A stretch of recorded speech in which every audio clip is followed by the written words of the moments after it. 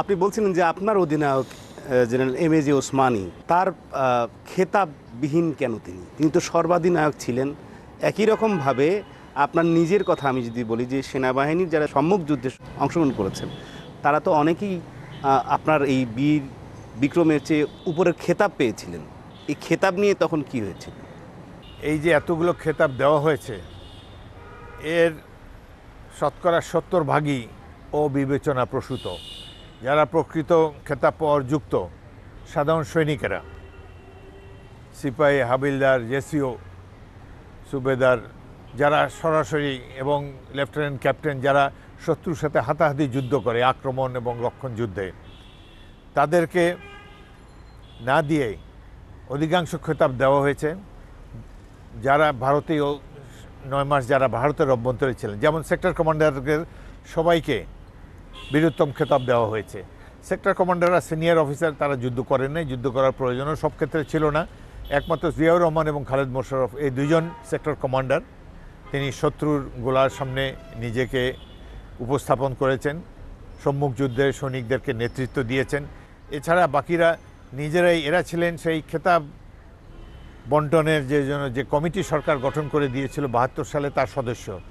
তো তারা কমিটির মিটিংয়ে বসে প্রথমেই নিজেরাই এই খেতাবগুলো নিয়ে নিয়েছেন তাদের অধীনস্থ সৈনিকদেরকে বঞ্চিত করে। এই কমিটির চেয়ারম্যান ছিলেন বিমান বাহিনীর প্রধান এয়ার মার্শাল এ কে খন্দকার।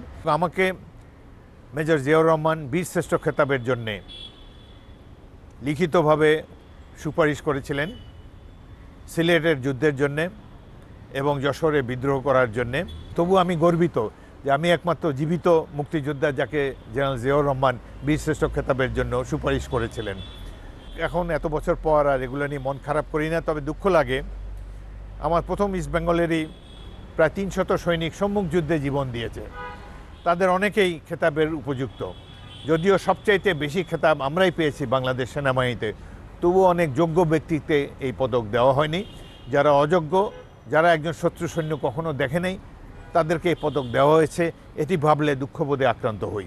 আমার প্রশ্ন ছিল যে আপনার অধিনায়ক এবং মুক্তিযুদ্ধের সর্বাধিনায়ক এম এ জি ওসমানীর তার কোনো পদক বা তার কোনো সম্মান, একই রকমভাবে মেজর জলিলের কোনো সম্মান পদবি আমরা দেখি না কেন? যেহেতু তিনি ভারতীয় বাহিনীর লুটপাটের বিরোধিতা করেছেন, সেই জন্য তাকে বীরোত্তম পদকটি দেওয়া হয়নি। তারপরে অবিচার করা হচ্ছে। আমরা দাবি জানাবো তাকে এই পদকটি যেন দেওয়া হয়।